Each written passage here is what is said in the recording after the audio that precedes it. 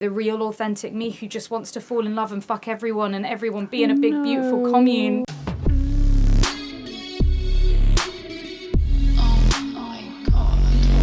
You're listening to Fucks Given, the one about non-monogamy.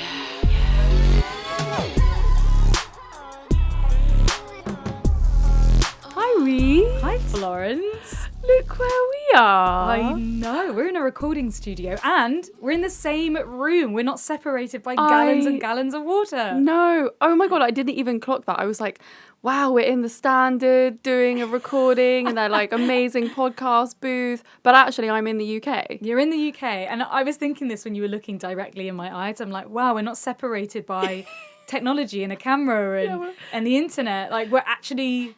Like, I can see your real physical 3D eyes. Oh my God, such a moment. It's so nice. It's so nice. And we're in this glorious recording studio, which has been lent to us by the Standard, which is amazing. Thank you. Yes, thank you. And that is because I am having my book launch here. Yes. Which might actually, well, this will be in the past at this point, so allow us for pre-recording some stuff. But yeah, I'm having my book launch at the Standard tomorrow. No, not even tomorrow, the day after. The book. So excited. We were just picking out our outfits for the party. What's the book called, Florence, for those people who don't know? Go and buy it. This book will make you feel something. Yes. And hopefully it will. So exciting. Also, we want to say for everyone who's maybe joined us on YouTube, please go and listen to this episode on Spotify or Apple Podcasts because we're just checking out what it means for the analytics. We've realised that lots of people are moving over to the YouTube channel and that's messing up our stats when we talk to brands. So we're doing this as a little bit of an experiment to see what happens when we stop giving you YouTube videos. You're going to fucking hate us though. People hate it when we stop putting the YouTube videos. So like, no, really that's where I listen to my podcasts. Yeah. But also, if it means we can't get brands to sponsor us, there's no podcast anymore. Yeah. It's the brutal reality. Let's blackmail them. Yes. Yeah. Please, if you can, go listen to us on Spotify or Apple Podcasts, and we would love to see what the analytics look like. So you're getting a teaser of this episode, but the full rest of the episode, all about cunnilingus, with just Florence and I, are going to be there for you to listen to. And why don't I just throw it in at the beginning? Give us a rating and a review. Snap! Oh my God, because it means so much when you do that. The more ratings and reviews we have, the more people will listen to our podcast. Absolutely. As well as, while we're here, may as well join and follow us on Instagram at Come Curious because we are always asking our audience questions. And especially if we have a guest on, if you have a question for them, then we ask it to them in the podcast. Yes. Super interactive on there, and you also get to know what we're up to all the fucking time. And Patreon. Oh my God, and Patreon. We're doing the whole shebang. No one listens to the end of the episode. Exactly. That's why we should actually do it at the beginning every single time. You know what, also? Follow us both on fucking OnlyFans. Yeah. Come and see what we get up to on OnlyFans. If you want to see us naked. If you can't support us on Patreon, then at least do it on OnlyFans. You get something out of it, right? Yes. If you want to see my pussy, if you want to see me giving foot jobs and sucking dick. On Patreon, you get the episodes without any ads in, which that's nice. is a little bonus, although sometimes I forget to upload them. Yeah, and you only need to pledge $1 a month to get that, right? That's $1. $1, anything. Yeah. Anything would be great. Yeah. Of course, you can find our OnlyFans and all the links through our link in bio on Instagram. That's probably the easiest way. Yeah. Should we stop begging? Let's. I don't mind begging. Begging is part of my whole sex thing here. Like, please, sir, follow us on Patreon. Subscribe to my OnlyFans, please. I actually was begging during sex the other day. Oh, stop it. What were you saying? It's really cringe. No, I love it. Come on.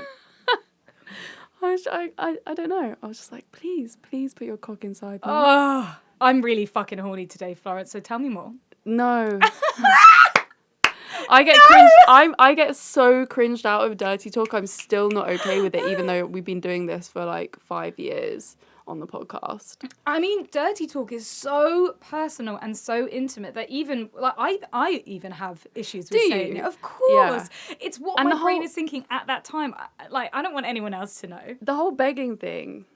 makes me feel cringe as well. Because I'm like, in real life, I would never beg anyone for anything. But that's why when it's so someone's good. teasing you that much and they're not putting in what you want in. Yeah. I also realised Yeah. when I'm fucking, I can't come without asking for permission. Like, I can't literally come. Anyone that I'm with, Okay. I literally can't do it. I feel it building. And also, I think when I'm coming, I have to say I'm coming when I'm with someone. So everyone that I've been with, well, not everyone, but like a lot of people that I've been with recently, they want me to say that I'm coming when I'm coming. But I find it really difficult to say it when I'm coming because it kind of it gets me out of my moment. And whenever I say that I'm coming, I have a orgasm that isn't as good because I'm like, frustrating. the focus is like in two different places. Shit, that is an actual nightmare. I don't know what to suggest for that. Unless when you're coming alone, do you say anything? Do you make noise? No. Sometimes I'm like moaning and saying like, not saying anything. But what like, about when you moaning lived at home? No, I would never say anything. Like, I'm not very vocal during sex, but I'm trying to be. Yeah, Because do it when you masturbate. That's what got me into it. I mean, I really like it when I'm, giving head and someone tells me what is feeling really good for them. Yes. And I know that the other way around works as well. They want me to be saying like, yes, that's really good, or like, do it like that. Dirty talk helps the focus. I was with someone recently that had difficulty focusing, so the dirty talk just brought them back out of their head and into their body, and being like, oh, you fucking love it when I do this, I loved it when you were doing this. Can't really say too much more about that. Shit. Wait, who's hiding stuff on the podcast? Oh god, I'm hiding so much, Florence. It's eating me up not being able to say half of the shit that I want to say, but it will come. At some point I will be able to tell you all some like massive truth bomb drama fucking soap opera shit that's gone down in my life. Oh my god, so you're not going to tell us that? Because I was just about to ask you if you had any updates for us. You're not allowed to tell us any of that? I think I need to be sensible with the 2 bits of information that I have received and take my time with it. And I'm sure I will share it eventually, but I think I need to just wait. Yes. That is the sensible decision. Yeah, I know. That everyone's going to hate you for. Yeah, who fucking knows what being sensible is? I mean, I've got other exciting, fun updates to tell you guys, but it's just these 2 juicy bits of information. We'll take it. Yeah. We'll take anything we can get at this point. We're going to beg you. Yeah, it's like the biggest clit tease in the fucking world. Yeah. And this is like... I'm going to beg you to tell me that. When I told Florence... Your face, you like grabbed me and you were like... I know! I was not expecting you to say something that deep. Yeah. I wasn't expecting something that deep to happen, because even the thing that it's in relation to is quite newsworthy. Right? And it's exactly something that we would talk about on the podcast. Exactly. So I think, I'm going to have to save those little nuggets of information and just decide when the best point of time. And also when I figured it out in my brain, I need to have a therapy session about this. And that is so sensible. It's so sensible. Are we grown up? I love this for you. Are we grown But also hate this. But also hate you for it. Also fucking hate this. Oh, it's so frustrating. What can you tell us, updates-wise, Reed? A couple of little updates. Oh, shit. No, because then that leads into the thing that I can't say. Fuck. I can tell you that I had a really incredible, amazing date that blew my mind. That's all gone to shit, so... A slow nod over here. I'm like, yeah. Other than that, I'm really horny. Still dating some peeps. I learnt this term in the poly non-monogamy community called cowpoking, or being a cowgirl or a cowboy. Okay, what does that mean? So somebody comes in from saying that they are monogamous, comes in at being non-monogamous or poly, and ends up getting involved or being in a relationship with somebody who is poly or non-monogamous, and then because they are inherently monogamous, they end up creating rules and boundaries where the poly person ends up not really being the type of poly person or non-monogamous person they want to be. The way they described it was quite like sad and controlling, where it's like almost like trapping them. And do they know that they're monogamous through and through when they come in, or do they just like because I feel like a lot of people might go in and experiment and then fall in love, and then like Realise they they get can't do themselves it. into a bit of a shit situation because now they're in love with someone. Yeah. And they feel this jealousy. I don't think people would do this maliciously.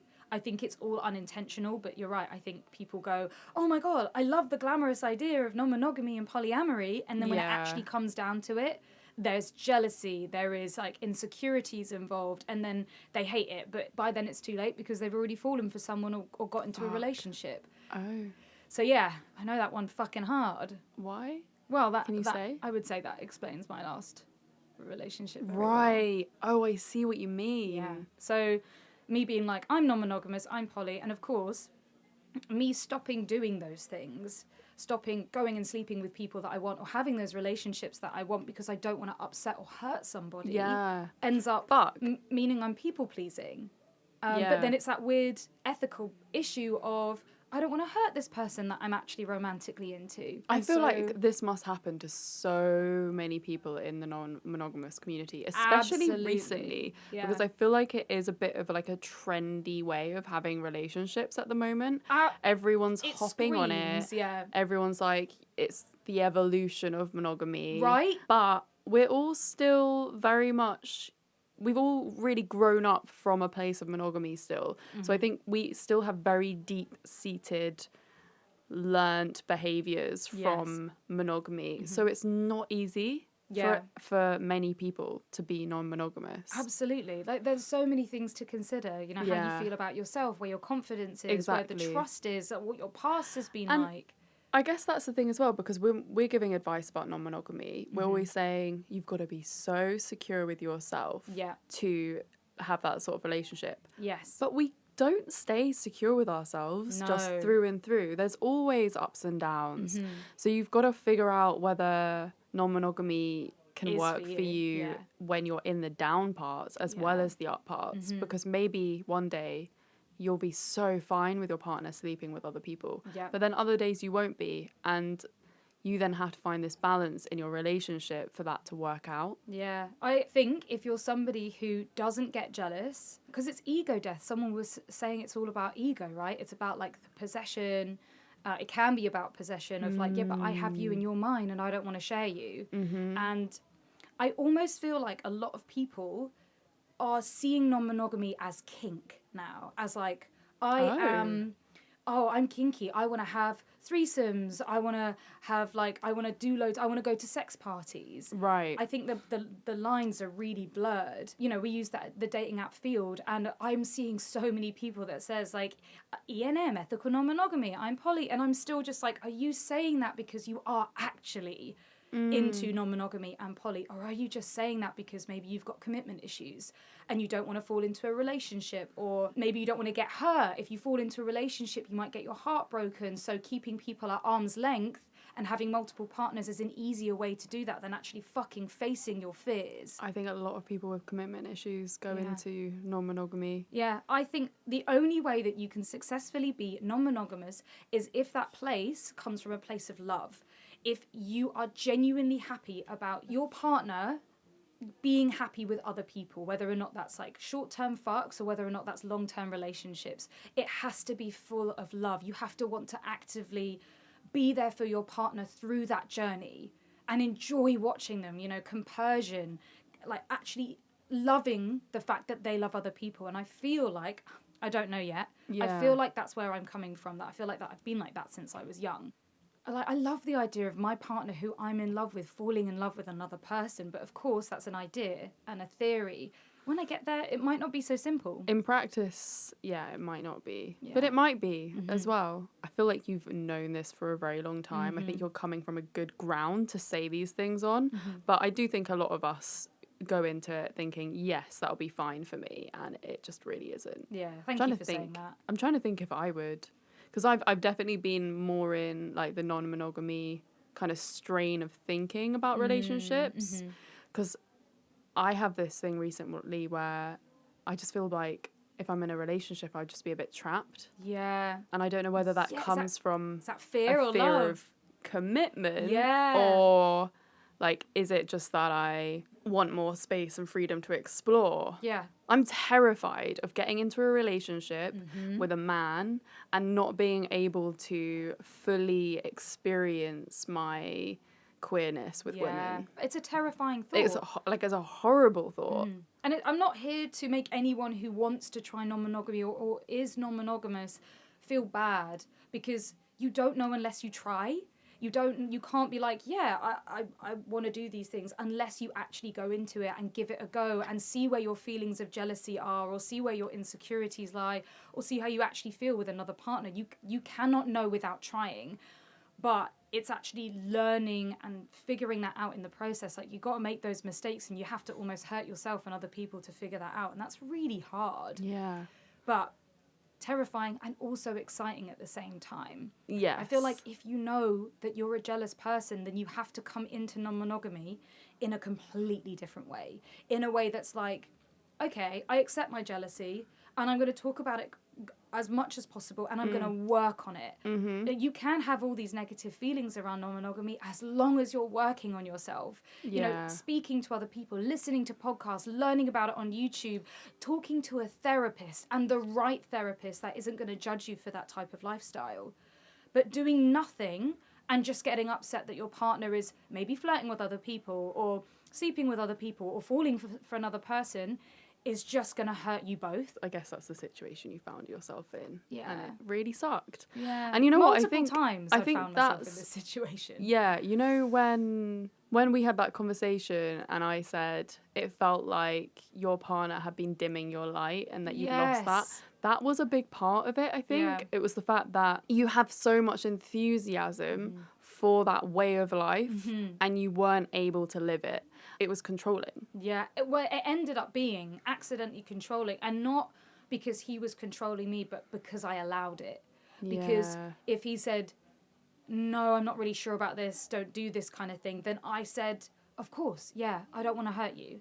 Well, if you fall in love with someone, you kind of you want to make them happy, and you don't want to upset them, and you make compromises in the relationship. But there's only so much you can compromise with. Yeah. And I felt like I sacrificed a lot of who I am, and it did me dirty. Yeah. You know, I went through like months of being more depressed and anxious because I just felt so contained and felt like the real me, the real authentic me who just wants to fall in love and fuck everyone and everyone be in a big beautiful commune thing. I couldn't have that, and I felt like a bad person because it was hurting my partner.